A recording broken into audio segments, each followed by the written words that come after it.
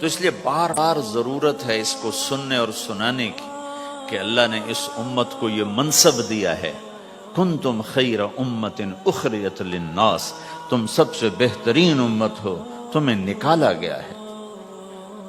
کیا کرتے ہو؟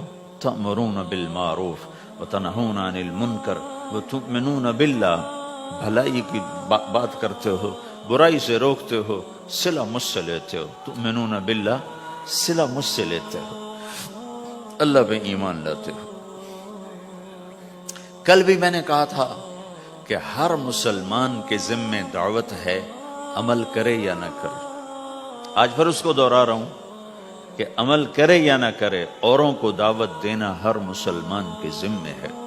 اللہ تعالیٰ نے بنو اسرائیل کے بارے میں کہا میری تم پہ لعنت ہے، لعن الذین کفروا من بنی اسرائیل علی لسان داود و عیسیٰ ابن مریم، اے داود، اے عیسیٰ، ان پر لعنت بھیجو۔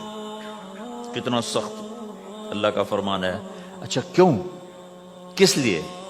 اللہ نے دو جرم بتائے، ذَلِكَ بِمَا عَصَوْا وَكَانُوا يَعْتَدُونَ، یہ بہت نافرمان ہو چکے ہیں، بہت نافرمان ہو چکے ہیں۔ ایک اس کی وجہ سے ان پر اللہ کی لعنت۔ دوسرا کیا ہے؟ کانوا لا یتناہون عن منکر فعلوہ، جو گناہ خود کر رہے ہوتے ہیں اس سے اوروں کو نہیں روکتے۔ کانوا لا یتناہون، نہیں روکتے تھے، عن منکر، اس گناہ سے، فعلوہ، جسے وہ خود کر رہے ہوتے تھے۔ تو اس سے پتہ چلا کہ اگر کوئی نافرمانی بھی کر رہا ہے تو کسی کو اگر دیکھتا ہے نافرمانی کرتے تو اسے سمجھانا اس کے ذمے ہے۔ یعنی اللہ تعالیٰ نے اللہ یوں کہہ رہا ہے کہ کم وقت خود تو برائی کر رہا تھا تو کسی کو روکتا تو صحیح۔ دونوں ہی کام نہیں کیے، نہ خود چھوڑا نہ کسی اور کو روکا۔ تو بھائیو، حرکت کرتے رہنا، اس حرکت میں بڑی طاقت ہے۔ اب لوگوں نے حرکت کی، اپنے ملکوں کو چھوڑ کر آئے، اللہ نے آپ کو روزگار دے دیا، باعزت روزگار دے دیا۔ تو بھائیو، اللہ کے دین کے لیے حرکت کرتے رہنا، عمل بھی آ جائے گا انشاءاللہ، ایک دن دیکھو گے زندگی بدلے گی۔ ہمارے بزرگ تھے، ساتھی فوت ہو گئے، تو ان کا بیٹا پی آئی میں کیپٹن تھا، جہاز اڑاتا تھا۔ تو انہوں نے کہا بیٹا نماز پڑھ لیا کر۔ کہا ابا فرصت نہیں ملتی، بہت کام ہوتے۔ کہا اچھا چلو نماز کے وقت ایک آدمی کو دعوت دے دیا کر، 5 نمازیں ہیں، 5 دفعہ دعوت دے دیا کر۔ وہ کہنے لگا میں دعوت دوں؟ خود تو میں پڑھتا نہیں، دوسرے کو کیسے دعوت دوں؟ کہا بیٹا ایک تو میری مان لے، نماز کا انکار کیا ہے تو یہ تو مان لے کہ چلو کسی کو کہہ دیا کر کہ بھائی نماز پڑھا کرو۔ کہا چلو یہ تو آسان ہے، میں کہہ دوں گا۔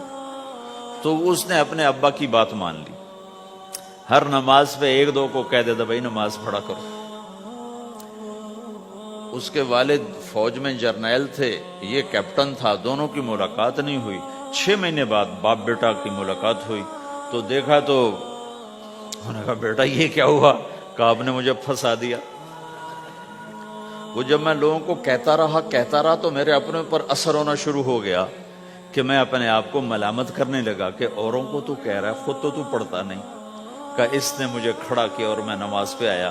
پھر ایک دن شیو کرنے لگا، شیشے میں کھڑا دیکھ رہا تھا، تو میں نے کہا جب اللہ کو سجدہ کر رہا ہوں تو چہرے پہ نبی کی سنت بھی ہونی چاہیے۔ تو میں نے سیفٹی بھی پھینک دی، میں داڑھی بھی رکھ لی۔ تو تبلیغ کا کام کرتے رہنا، ہم فرشتے نہیں بن سکتے۔ ایک دفعہ ایک آدمی نے میرے اوپر بڑی چڑھائی کی، تم تبلیغ والے منافق ہو، کہتے کچھ ہو کرتے کچھ ہو، تمہارے قول اور فعل میں بہت فرق، بہت۔ جب ان کا غصہ اتر گیا تو میں نے ان سے کہا بھائی 100 نمبر تو اللہ نے بھی نہیں مانگے، آپ کیوں مانگتے ہو؟